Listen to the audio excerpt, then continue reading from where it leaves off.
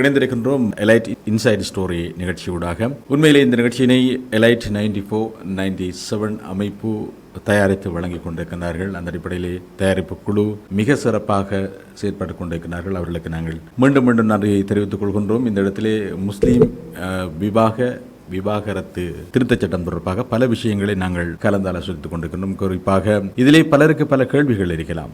நாங்கள் சொல்கின்ற இந்த விடயம் எங்களுடைய சட்டத்தரணிகள் குறிப்பாக இந்த துறையிலே சட்ட ரீதியான விஷயங்களிலே பாண்டித்திய பெற்றவர்களாக இருக்கிறார்கள். அந்த அடிப்படையில் நாங்கள் அடுத்து இணைத்துக் கொள்ள இருப்பது எங்களுடைய சட்டத்தரணி ஹக்கீமா அவர்களை நாங்கள் இணைத்துக் கொள்ளப் போகின்றோம். அவர் தருகின்ற விளக்கங்களை உங்களுக்காக தரப்போகின்றோம். அவரிடம் நாங்கள் கேட்கின்ற கேள்வி என்னவென்றால், குறிப்பாக நான் ஏற்கனவே இந்த கேள்வியை கேட்டிருந்தேன் என்னுடைய சட்டத்தரணி ஜரீனா அசீஸ் அவரிடம். அதாவது காது நீதிமன்றங்கள் அதனுடைய கவுன்சிலபிலிட்டி பாடி என்ற அமைப்புக்கு கொண்டு வந்து பெரும்பான்மையான வழக்குகள் மாவட்ட நீதிமன்றங்களுக்கு செல்லக்கூடியவாறான பரிந்துரைகள் காணப்பட்டது. தற்போது நீதி அமைச்சர் ஒரு வருடத்துக்குள் தீர்க்கப்படாத வழக்குகள் மாவட்ட நீதிமன்றங்களுக்கு கொண்டு செல்லப்பட வேண்டும் என சட்ட திருத்தம் அமையப் போவதாக கூறியிருக்கின்றார். அவ்வாறு திருத்தங்கள் கொண்டு வரப்படும் இடத்து முஸ்லிம் சமூகம் எதிர்நோக்கக்கூடிய நெருக்கடிகள் என்ன என்பதுதான் நான் அவரிடம் கேட்கின்ற கேள்வி. ஏனென்றால் இந்த கேள்வியை நான் ஏற்கனவே ஜரீனா அவரிடம் கேட்டிருந்தேன். எனவே அது சுருக்கமான விடையாக இருந்தாலும் இதற்கு நீங்கள் விரிவான விடையை தந்தால் நன்றாக இருக்கும் என்று நினைக்கின்றேன். நன்றி சகோதரர் மஜீத் அவர்களே. நேயர்கள் அனைவருக்கும் அஸ்ஸலாமு அலைக்கும். முதலில் இந்த வினாவிலே 2 விடயங்கள் இங்கு குறிப்பிடப்படுகின்றன. அதாவது காதி நீதிமன்றத்தின் அதிகாரங்கள் மட்டுப்படுத்தப்பட்டு அவை கன்சிலியேட்டரி பாடி என்ற அமைப்பு மாவட்ட நீதிமன்றத்தில் உருவாக்கப்பட்டு அவற்றுக்கு கையளிக்கப்பட வேண்டும் என்ற ஒரு கருத்து நிலவியது. அதன் பின்னர் தற்போது 1 வருட காலத்துக்குள் காதி நீதிமன்றங்களில் தீர்க்கப்படாத வழக்குகளை மாவட்ட நீதிமன்றங்களுக்கு கையளிப்பு செய்யக்கூடியவாறான ஒரு சட்ட திருத்தம் கொண்டு வரப்படும் என அண்மையில் நீதி அமைச்சர் குறிப்பிட்டிருந்தார். உண்மையிலே இவ்வாறான சட்ட திருத்தம் கொண்டு வரப்படும் இடத்து எமது சமூகமானது எதிர்காலத்தில் பல பிரச்சனைகளை எதிர்நோக்க வேண்டி ஏற்படும். நாம் இங்கு ஒன்றை நோக்க வேண்டும். அதாவது காலனித்துவ காலம் தொட்டே எமது முஸ்லிம் சமூகமானது தங்களுக்கிடையான பிரச்சனைகளை தீர்த்துக் கொள்வதற்கு பிரத்யேகமான முறையை தான் பின்பற்றி இருக்கிறார்கள். அதாவது முஸ்லிம்களிடையே நிலவி வந்த வழக்காறுகள் முகமதியன் கோட் போன்றவற்றை பின்பற்றித்தான் அவர்களுடையான பிரச்சனைகள் தீர்க்கப்பட்டு வந்திருக்கின்றது. அந்த வகையில் சட்டத்தரணி ஷிபானா குறிப்பிட்டது போல கிங் வர்சஸ் மிஸ்கின் உம்மா வழக்கின் அடிப்படையில் பிற்காலத்தில் காதி நீதிமன்றம் ஒன்றின் அவசியம் உணர்த்தப்பட்டது. ஏனெனில் அந்த வழக்கின் தீர்ப்பு மார்க்க அறிஞர்களால் வழங்கப்பட்ட தீர்ப்பானது உச்ச நீதிமன்றத்தால் நிராகரிக்கப்பட்டது. அப்போது உத்தியோகபூர்வ ரீதியில் கடமையாற்றக்கூடிய மார்க்க அறிஞர்களை நீதிபதியாக கொண்டு அமையப்பெறக்கூடிய ஒரு அமைப்பின் தேவை ஏற்பட்டது. பின்னர் அது காதி நீதிமன்றமாக தோற்றம் பெற்றது என்பது வரலாறு. இவ்வாறான வரலாற்றை கொண்டு அமையப்பெற்ற காதி நீதிமன்றமானது விவாகரத்து விடயங்களில் மாவட்ட நீதிமன்றங்களின் அதிகாரத்தை ஒத்த அளவான அதிகாரத்தையே கொண்டிருக்கின்றது. உதாரணத்துக்கு MMDA பிரிவு 47 நாங்கள் எடுத்துக்கொண்டால் காதி நீதிபதியின் அதிகாரங்கள் பட்டியலிடப்பட்டு குறிப்பிடப்படுகின்றது. அவரது அதிகாரங்களை அதை நோக்கும் போது மேஜிஸ்ட்ரேட் கோர்ட் ஒன்றிலே மேஜிஸ்ட்ரேட்டுக்கு உள்ள அதிகாரம் மெயின்டெனன்ஸ் விடயங்களை தீர்மானிப்பதில் உள்ள அதிகாரத்தையே காதி நீதிபதி கொண்டிருக்கின்றார். அதே போல டிஸ்ட்ரிக்ட் கோர்ட்டில் விவாகரத்து சம்பந்தமான வழக்கில் ஒரு நீதிபதி எவ்வாறு நடந்து கொள்வாரோ, எத்தகைய தீர்ப்புகளை வழங்க முடியுமோ அத்தகைய அதிகாரங்களை காதி நீதிபதியை கொண்டிருக்கின்றார். எனவே எங்களுக்கு இங்கு ஒரு விடயம் தெளிவாகின்றது. ஏற்கனவே காதி நீதிபதிக்கு இருக்கின்ற அதிகாரங்கள் மாவட்ட நீதிமன்ற அதிகாரத்தை ஒத்த அதிகாரமும் அதே போல மேஜிஸ்ட்ரேட் நீதிவானுக்குள்ள அதிகாரத்தையும் தான் கொண்டிருக்கின்றார்கள். அப்படியாயின் நாங்கள் புதிதாக ஒரு சட்ட திருத்தம் கொண்டு வந்து இந்த வழக்குகளை நாங்கள் மாவட்ட நீதிமன்றத்துக்கு தான் கையளிக்க வேண்டுமா என்ற ஒரு கேள்வி இவ்விடத்திலே எழுகின்றது. அதே போல MMDA செக்ஷன் 48 பிரகாரம் காதி நீதிபதி நியாயாதிக்கம் பற்றி குறிப்பிடுகின்றது. இது ஒரு எக்ஸ்க்ளூசிவ் ஜூரிஸ்டிக்ஷன் காதி நீதிபதிக்கு இருக்கின்றது. அதாவது இந்த 47 பிரிவு 47 பிரகாரம் காதி நீதிபதியால் குறிப்பிடப்படுகின்ற ஏற்கனவே பட்டியலிடப்பட்டிருக்கின்ற அதிகாரங்கள் தொடர்பில் வேறு எந்த நபரோ எந்த நீதிமன்றமோ எந்த ட்ரைபியூனல்ஸோ அதை முயற்சி செய்வதற்குரிய அதிகாரமோ அல்லது அதை விசாரணைக்குட்படுத்த என்கொயரி பண்ணக்கூடிய அதிகாரமோ வேறு யாருக்கும் வழங்கப்படவில்லை. இது ஒரு எக்ஸ்க்ளூசிவ் ஜூரிஸ்டிக்ஷன் காதி நீதிபதிக்கு இருக்கின்றது. அப்ப எனவே இத்தகைய அதிகாரங்களை காதி நீதிபதியும் கொண்டிருக்கின்றார் என்ற போது அதே அதிகாரத்தை ஒத்த அமைப்புக்கு காதி நீதிமன்றத்தின் அதிகாரங்களை தரவிறக்கம் செய்து மாவட்ட நீதிமன்றத்திற்கு கையளிக்க வேண்டிய தேவை என்ன என்ற கேள்வி ஒன்று இவ்விடத்தில் எழுகின்றது. ஆனால் அண்மை காலமாக சட்ட திருத்தமானது முஸ்லிம் சமூகத்துக்கு அவசியமானது. அதே போல அந்த சட்ட திருத்தம் தான் நமக்கு நன்மை பயக்கக்கூடியது என்றவாறான பிழையான வழிநடத்தல்கள் மிகவும் தீவிரமாக இடம்பெற்றுக் கொண்டிருக்கின்றது. உண்மை அவ்வாறு அல்ல. மாறாக இந்த வழிநடத்தல்களை நம்பி காதி நீதிமன்றத்தை தரவிறக்கம் செய்யும் போது அல்லது இல்லாமலாக்கும் போது நமது முஸ்லிம் சமூகம் முன்குடிக்கக்கூடிய பிரச்சனைகளாக நிறைய விடயங்களில் அதிலே காதி நீதிமன்றத்தை அணுகுதல் இலகுவான். பொதுவாக அதாவது எமது வழக்குகளை நாமே பதிவு செய்து கொள்ள முடியும். மாவட்ட நீதிமன்றத்தில் அவ்வாறு அல்ல. மாவட்ட நீதிமன்றத்தில் வழக்காடுவதற்கு சட்டத்தண்ணி ஒருவர் அவசியம். புரொக்சியின் கீழே தான் நாங்கள் அந்த வழக்கை தாக்கல் செய்ய முடியும். அதற்கான செலவுகள் அதிகம். பொதுவாக எங்களுக்கு தெரியும், ஒரு சட்டத்தண்ணியை நாங்கள் அமர்த்தி கொண்டால் அவருக்கான செலவு எவ்வாறானது, அது தொடர்பான டாக்குமெண்டேஷன் ப்ரிப்பரேஷன்ஸுக்குரிய செலவுகளை பற்றி எங்களுக்கு நன்கு தெரியும். அது மிகவும் இந்த காலத்தை பொறுத்த வரைக்கும் மிகவும் செலவு கூடிய ஒரு முறை. அதே போல நாங்கள் காதி நீதிமன்றத்தை பார்க்கின்ற போது இங்கு ஆவணங்களுக்கான செலவில்லை, ஸ்டாம்ப் டியூட்டி மட்டும் தான் இருக்கின்றது. மற்றது இன்னொரு விடயத்தை பார்க்க வேண்டும். இந்த காதி நீதிமன்றங்கள் தாமதமற்றது.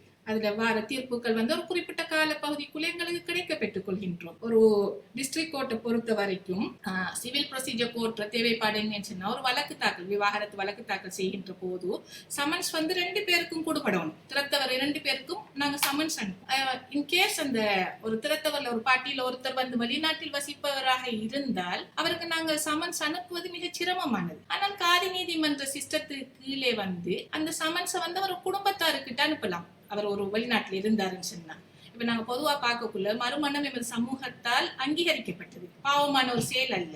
இப்போ ஒரு குறிப்பிட்ட ஒரு திருமணம் பிழையாக போகுது என்று சொன்னா, இன்னொரு திருமணம் முடிப்பதற்கு எங்களுக்கு முதல் திருமணம் விவாகரத்தாக இருக்க வேண்டும். அப்ப இவர் வெளிநாட்டுக்கு இருக்கிற ஒரு நபர் மாவட்ட நீதிமன்றத்துக்கு இல்ல வெளிநாட்டில் இருக்கிற ஒரு நபருக்கு நாங்கள் சமன்ஸ் அனுப்புவதற்கே நீண்ட காலம் எடுத்துக்கொள்ளும். ஆனா காதி நீதிமன்றத்துல அந்த விடயங்களை நாங்கள் இலகுவாக முடித்துக்கொண்டு மூவ் பண்ணி கொண்டு அடுத்த விஷயங்கள், அடுத்த திருமணத்தை இலகுவாக முடிக்கிறதுக்கோ ஏதோ ஒரு உண்மையா ஒரு தேவை ஒன்று இருந்தா, ஒரு நல்ல நிலையில ஒரு சந்தர்ப்பத்தில் அந்த தேவை ஒன்று ஏற்படக்குள்ள நாங்கள் அதுக்கு மூவ் பண்ணிட்டு போறதுல எந்த பிரச்சனையும் இல்லை. காதி நீதிமன்றத்துல சிஸ்டம் கொஞ்சம் இலகுவானதா இருக்கு. அதே போல இன்னொரு விடயத்தை நாங்கள் பார்க்க வேண்டும். டிஸ்ட்ரிக்ட் கோர்ட்டுக்கு ஒர்க் லோட் கூட. சாதாரணமா பொதுவாக ஒரு உதாரணத்துக்கு எடுத்துக்கொள்வோம். மட்டக்களப்பு மாவட்டத்தை எடுத்துக்கிட்டா, மட்டக்களப்பு மாவட்டத்துல விவாகரத்து வழக்கு மட்டும்தான் வேண்டியில்லை. காணி கேஸ் வரும், மணி ரிகவரி கேஸ் வரும், மானிட்டரி கிளைம், அந்த மாதிரியான வழக்குகள் வரும். நிறைய வழக்குகள் இருக்கு. ஏற்கனவே டிஸ்ட்ரிக்ட் கோர்ட்டுக்கு ஒர்க் லோட் கூட. அந்த வகையில லேண்ட் கேசஸுக்கு ஏற்கனவே மீடியேஷன் போர்ட், கன்சிலியேஷன் போர்ட் போன்றவை இருக்கு. அதை ஆரம்ப படிமுறையை விசாரணை செய்து தீர்ப்புகளை வழங்குறது. அதே நேரம் இப்ப மட்டக்களப்புல நாங்க காத்தான்குடி, ஏறாவூர் போன்ற சனச்சரிவு மிகுந்த ஒரு இடத்திலிருந்து முஸ்லிமாக்கள் விவாகரத்து சம்பந்தமான வழக்குகளையும் கொண்டு போடக்குள்ள இங்க மிக நீண்ட காலத்துக்கு தான் அந்த நடைமுறைகள் ப்ரொசீஜர்ஸுக்கு ஒரு நீண்ட காலம் தேவைப்படும். எந்த ஒர்க் லோட் கூடிடும். அப்ப அப்படியான ஒர்க் லோட் கூடிச்சுன்னு சொன்னா அது ஒரு கால தாமதத்தை ஏற்படுத்தும். அதே போல காதி நீதிமன்ற வழக்குகள் ரகசியமா விசாரிக்கப்படும். ஒரு எங்கட பெண்களை பொறுத்த வரைக்கும் ஒரு நீதிமன்ற சூழலுக்கே அவர்கள் ஒரு சகஜமான நிலையில் செல்லக்கூடியவர்கள் அல்ல. ஆனா காதி நீதிமன்ற வழக்குகள்ல அவர்கள் அணுகுறதுக்கான, காதி நீதிமன்றத்தை அணுகுவதற்கான வழிமுறைகள் இலகுவாயிருக்கு. இப்ப பொதுவா உங்களுக்கு தெரியும், மாவட்ட நீதிமன்றங்கள் அந்த கட்டத்தொகுதிக்குள்ளேதான் மெஜிஸ்ட்ரேட் கோர்ட்டும் இருக்கு. மெஜிஸ்ட்ரேட் கோர்ட்டுக்கு வரக்கூடிய வழக்குகள் எத்தகையது என்பதை எங்களுக்கு தெரியும். பொதுவா போலீசாருடன் தொடர்புடைய வழக்குகள் தான் கூடுதலாக அங்க வருகின்றது. இப்ப இந்த மாதிரியான இடத்துல ஓபன் கோர்ட்ல எல்லாரும் இருக்கிற இடங்கள்ல விசாரிக்கக்குள்ள எங்கட பெண்கள் அதை ஒரு விரும்பக்கூடிய ஒரு சூழ்நிலை காணப்படல. அதே போல அவர்களுக்கு ஒரு சங்கடம் ஏற்படும். இதன் காரணமா ஒரு ஸ்ட்ரெஸ் ஆன நிலைமை, வழக்குகள்ல கைவிட்டு செல்லக்கூடிய ஒரு நிலைமை, மற்றது ஆரோக்கிய கேடு, இது போன்ற விஷயங்கள் பெண்களுக்கு ஏற்படக்கூடிய வாய்ப்பு இருக்கு. அப்படியான ஒரு சூழலை எங்களோட பொம்பளைகளுக்காக நாங்களே ஏற்படுத்தி கொடுக்கணுங்கிற ஒரு அவசியம் ஒன்று இல்லை. என்னன்னு சொன்னா, பொதுவாக எல்லாரும் சொல்றா பெண்கள் நலனுக்காக நாங்கள் பாடுபடுகிறோம் சொல்லி. அப்ப இங்கே பார்க்கக்குள்ள பெண்கள் நலன் மொத்தமாவே பாதிக்கப்படுகின்ற ஒரு சூழ்நிலைக்கு மாவட்ட நீதிமன்றங்களுக்கு செல்லக்குள்ள ஒரு ஸ்ட்ரெஸ் ஆன பழக்கப்படாத பெண்கள், ஒரு சூழலுக்குள்ள இருந்து வளர்ந்த பெண்கள் அந்த மாவட்ட நீதிமன்ற நடவடிமுறைகளுக்கு முன்குடிக்கக்கூடியவர்களாக இல்லை. அப்ப அப்படி போகக்குள்ள அவங்களோட நலன் பாதிக்கப்படும். அப்ப நாங்க பெண்கள் நலனுக்காக பாடுபடுகிறோம் என்று சொல்லிவிட்டு அவர்களை நாங்கள் ஒரு சிக்கலான நிலைமைக்கு தள்ளிவிட முடியாது. அதே போல காதி நீதிபதியானவர் எமது சமூகத்தை சார்ந்தவராக இருக்கின்றார். எங்களோட குடும்ப பின்னணிகளை தெரிந்தவராக இருக்கின்றார், எங்களது உறவினர்களை தெரிந்தவர்களாக இருக்கின்றார், எங்களோட பிணக்குகளை தெரிந்தவராக இருக்கின்றார். முஸ்லிம் சமூகத்தில வழக்காறுகள், அதுக்கடையில் ஏற்படக்கூடிய பிரச்சனைகளை பற்றின ஒரு அறிவு அவருக்கு இருக்கின்றது. அப்ப அவரை அந்த வகையில அவர் ஒரு ஃபெமிலியாரிட்டி, ஒன்று இருக்கக்கூடிய தன்மை ஒன்று இருக்கு இந்த பிரச்சனைகளை விசாரிக்கிறதுல.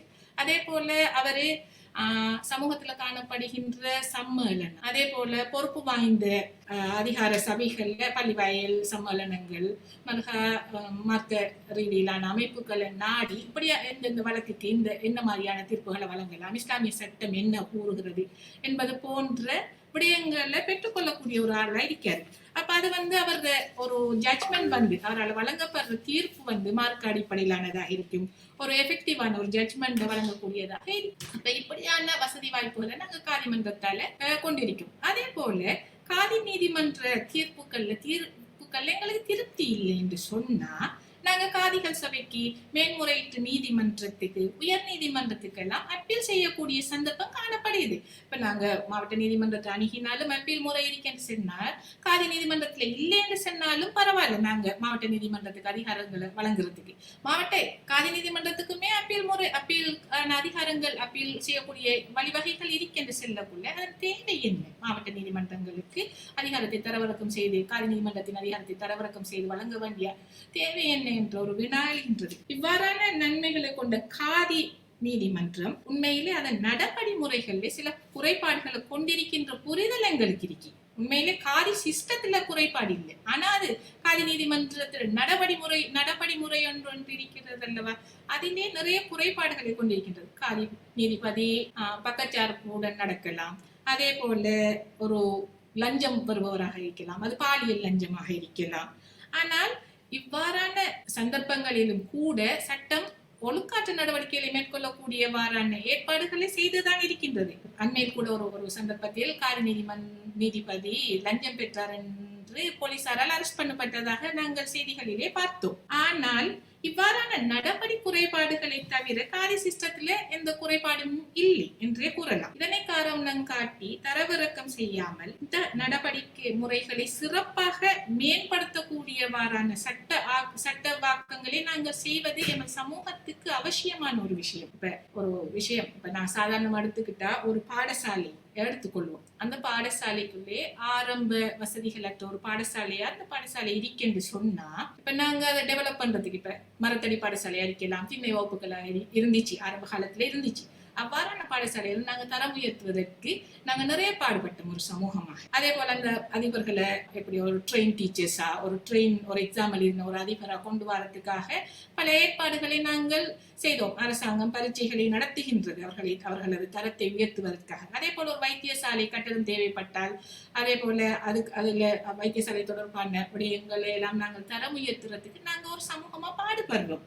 அதே மாதிரி நாங்களும் இந்த மாதிரியாக ஒரு காதி நீதிமன்றத்தையும் மேம்படுத்துறதுக்காக எங்கள் செயற்பாடுகளை அமைத்துக் கொண்டால் எங்களுக்கு இது ஒரு சிறப்பான ஒரு சிஸ்டமா அமையப்பெறக்கூடிய வாய்ப்புகள் இருக்கின்றது என்று கூறுகின்றோம். நிச்சயமாக தெளிவான விளக்கத்தை தந்தீர்கள். உங்களுக்கு நாங்கள் நன்றிகளை தெரிவித்துக் கொள்வோம். ஃபாத்திமா ஹக்கீம் அவர்களே.